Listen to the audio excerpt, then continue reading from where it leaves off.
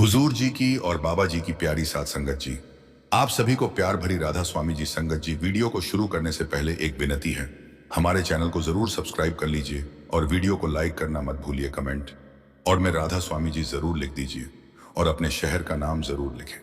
संगत जी, आज 13 जनवरी एक इंग्लैंड विदेशी बीवी जो कि एक सत्संगी नहीं है, उसके बयान से पूरे डेरे में हड़कंप मच गया है। इस बीवी ने ब्यास डेरे और बाबा जी के ऐसे राज उजागर किए हैं कि हर कोई हैरान है। इसने बताया कि कैसे और किस लिए इसको ब्यास बुलाया गया और फिर वहां ब्यास में उसके साथ क्या क्या हुआ। ऐसी ऐसी बातें इस बीवी ने बताई कि जब आप सुनेंगे तो आप भी हैरान रह जाएंगे। शुरुआत करने से पहले हमारी संगत जी से एक ही विनती है कि एक बार प्रेम से कमेंट में राधा स्वामी जरूर लिख दीजिए। संगत जी, इस बीवी ने खुद अपनी जुबानी अपने मुंह से अपनी आप बीती संगत को बताई थी। उसने बताया कि मैं इंग्लैंड की रहने वाली हूं। भारत से मेरा कभी दूर दूर तक कोई संबंध नहीं रहा।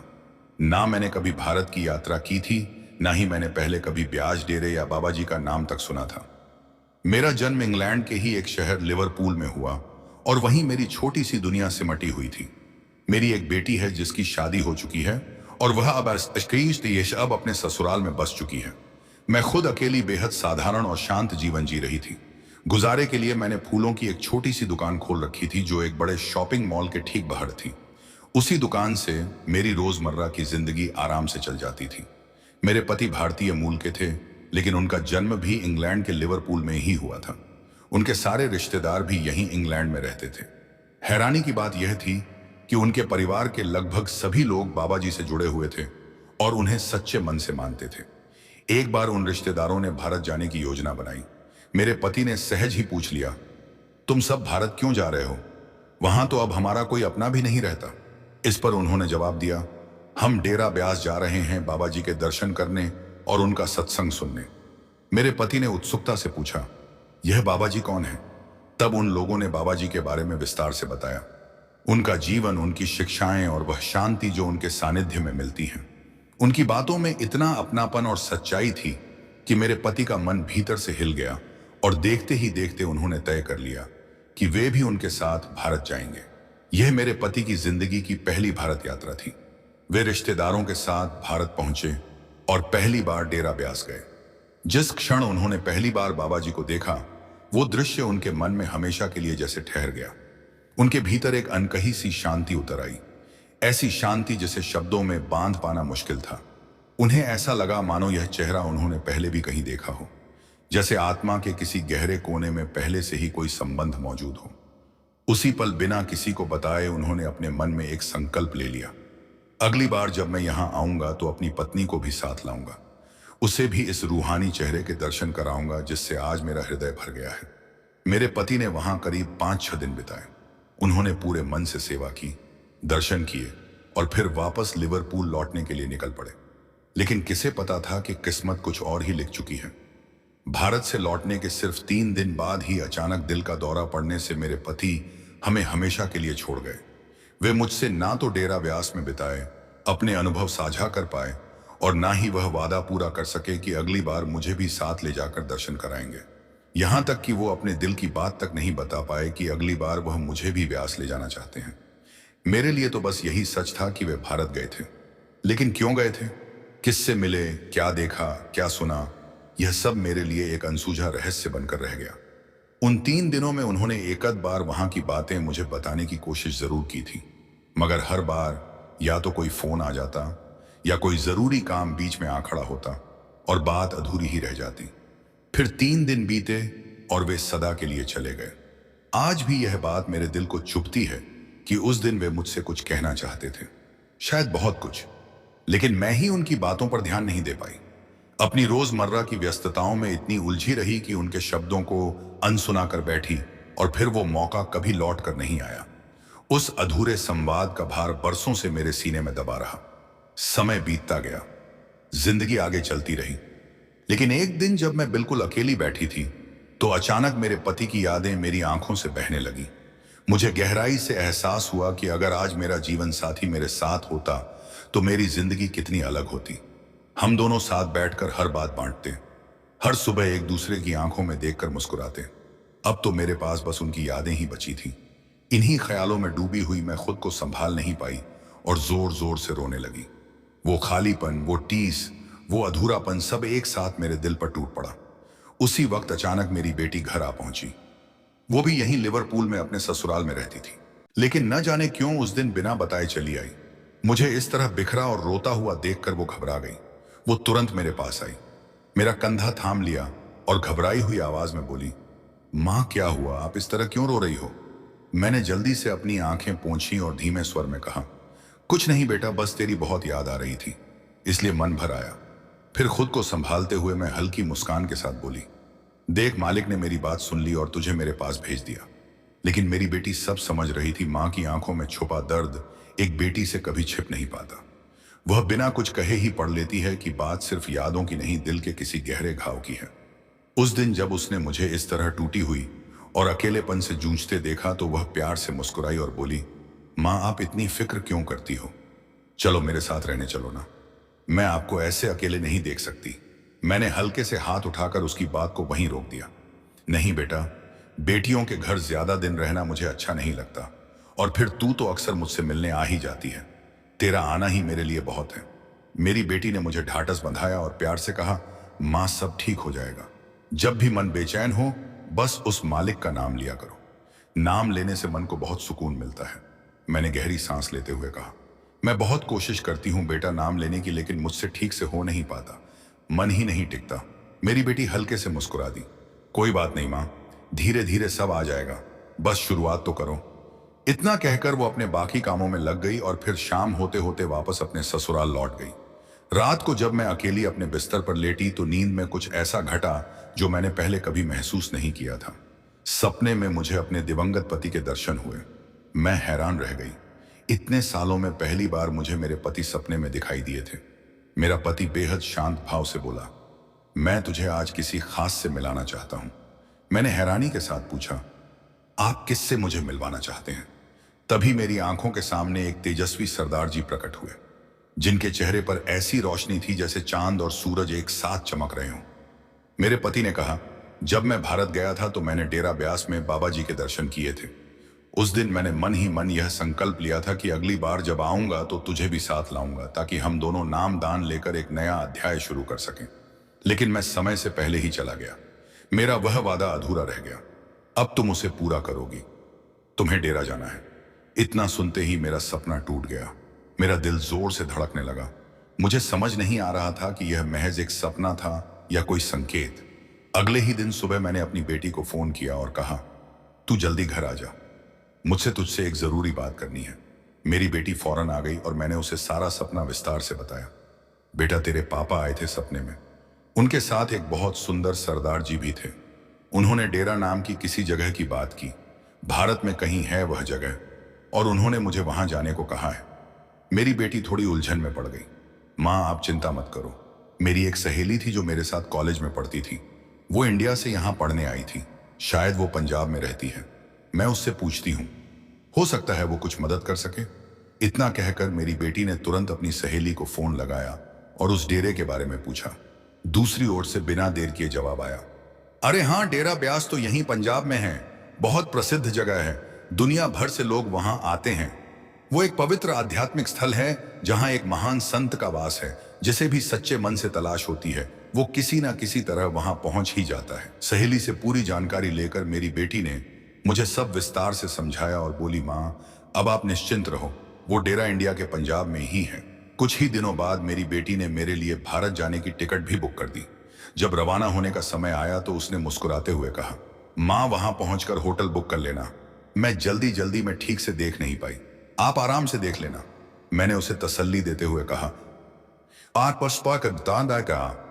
हाँ बेटा, कोई जल्दी नहीं है, पहले डेरा जाऊंगी, सब देखूंगी, फिर हालात के हिसाब से ठहरने का इंतजाम कर लूंगी।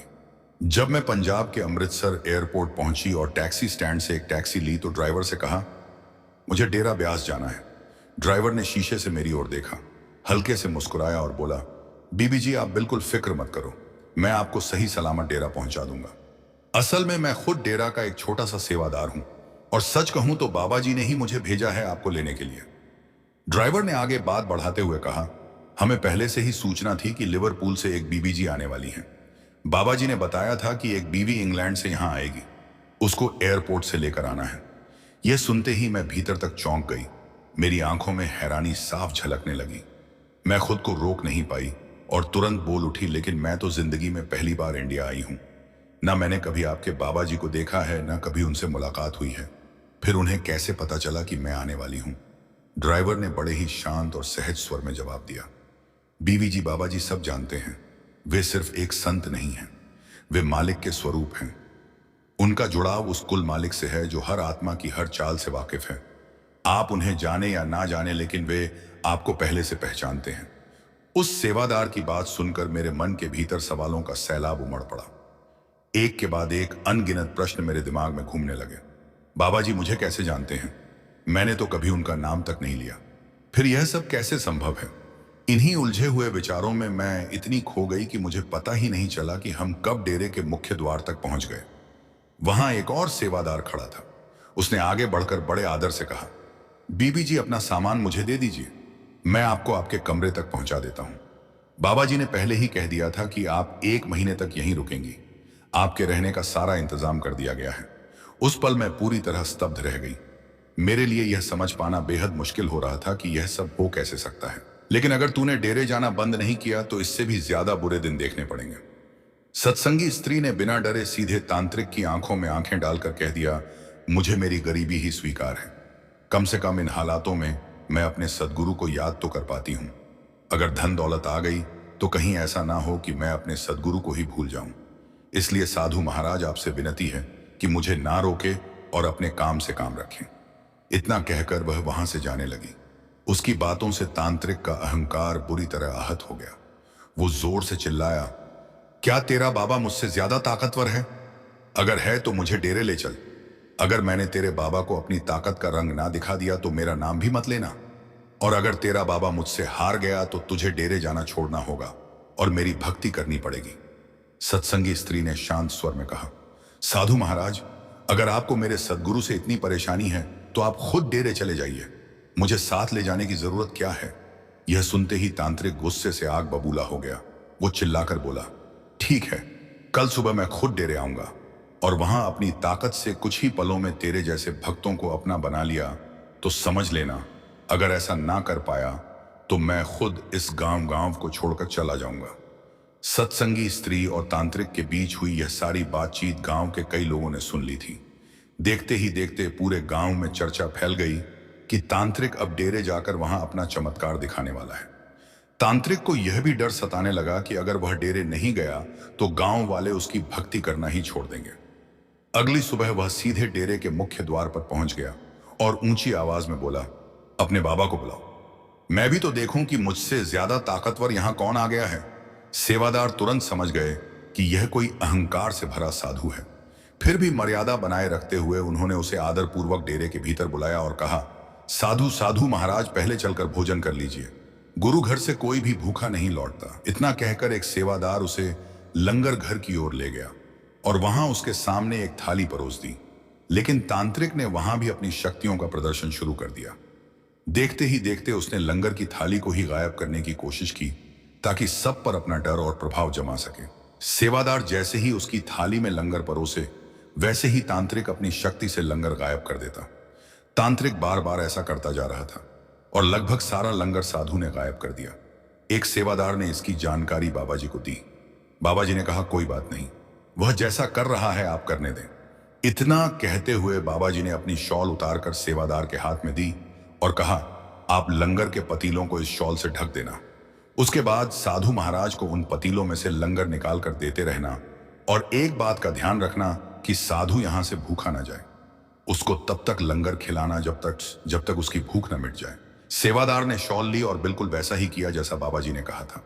अब जैसे ही तांत्रिक की थाली में फिर से लंगर परोसा गया, तांत्रिक उसको गायब करने के लिए अपनी शक्ति का इस्तेमाल करने लगा। लेकिन अब की बार लंगर गायब ही नहीं हुआ और तांत्रिक को वो लंगर खाना पड़ा। जैसे ही तांत्रिक की थाली खत्म हुई, सेवादारों ने और लंगर डाल दिया। अब तांत्रिक क्या करता, उसको वह भी जबरदस्ती खाना पड़ा। सेवादार लगातार तांत्रिक की थाली में लंगर डाल रहे थे। एक समय के बाद तांत्रिक ने हाथ उठा दिए और कहने लगा, बस अब और नहीं। सेवादारों ने कहा, क्या हुआ महाराज, अभी से थक गए? अभी तो आपको हमारे सदगुरु से मुकाबला भी करना है। इतना सब होते होते तांत्रिक को यह बात साफ समझ में आ गई थी कि इस स्थान के गुरु साधारण नहीं है। डेरे की सीमा में कदम रखते ही उसकी सारी तथाकथित शक्तियां जैसे निष्प्रभावी हो गई थीं। अब उसमें ना डर दिखाने की हिम्मत बची थी, ना ही अहंकार। वह चुपचाप अपनी जन्नत से उठा और सेवादारों के सामने हाथ जोड़कर क्षमा मांगने लगा। सेवादारों ने हैरानी से पूछा, आप हमसे माफी क्यों मांग रहे हैं? तांत्रिक ने सिर झुकाकर कहा, मुझ पर घमंड चढ़ गया था। मुझे लगता था कि मुझसे ज्यादा ताकतवर इस दुनिया में कोई हो ही नहीं सकता, लेकिन आपके गुरु तो अत्यंत शक्तिशाली हैं। मेरी सारी शक्तियां उनके तेज के सामने बेअसर हो गई। अब आप कृपा करके मुझे यहां से जाने की अनुमति दे दीजिए। इसी दौरान बाबा जी वहां आ पहुंचे। उन्होंने तांत्रिक की ओर देखकर बड़े प्रेम से कहा, बेटा, अगर मालिक ने तुम्हें कुछ शक्तियां दी हैं तो उनका उपयोग दूसरों को डराने या नीचा दिखाने के लिए मत करो। उन शक्तियों को किसी अच्छे काम में लगाओ, समाज सेवा में लगाओ। अगर मालिक की बख्शीश का गलत इस्तेमाल करोगे तो मालिक तुमसे कभी खुश नहीं होगा। तुम मेरी संगत को सिर्फ इसलिए परेशान करते हो क्योंकि वे तुम्हारे पास नहीं आते। याद रखो, आस्था किसी पर थोपी नहीं जा सकती। किसी के दिल में विश्वास तभी जन्म लेता है जब उसका समय होता है। जबरदस्ती करके किसी के मन में अपने लिए श्रद्धा पैदा नहीं की जा सकती। इसलिए भलाई का मार्ग अपनाओ। बाबा जी की सरलता, शांति और नम्रता देखकर तांत्रिक का हृदय पिघल गया। भर्राई आवाज में वह बोला, आप इतने महान गुरु हैं, फिर भी आपके भीतर जरा सा भी अहंकार नहीं है। बाबा जी ने मुस्कुराते हुए कहा, बेटा, घमंड करने लायक है ही क्या? इस संसार का हर जीव उसी मालिक की रचना है। अगर हम मालिक के बनाए किसी इंसान को अपने से छोटा समझेंगे तो क्या मालिक कभी हमसे प्रसन्न होगा? तांत्रिक बाबा जी की बातों से इतना प्रभावित हुआ कि उसने उसी दिन से बुरे काम बंद कर दिए और डेरे में सेवादार बन गया। कुछ समय के बाद तांत्रिक को बाबा जी ने नामदान भी दे दिया।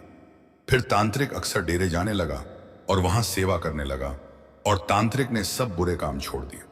तांत्रिक में आए इस बदलाव को देखकर पूरा गांव हैरान रह गया। राधा स्वामी जी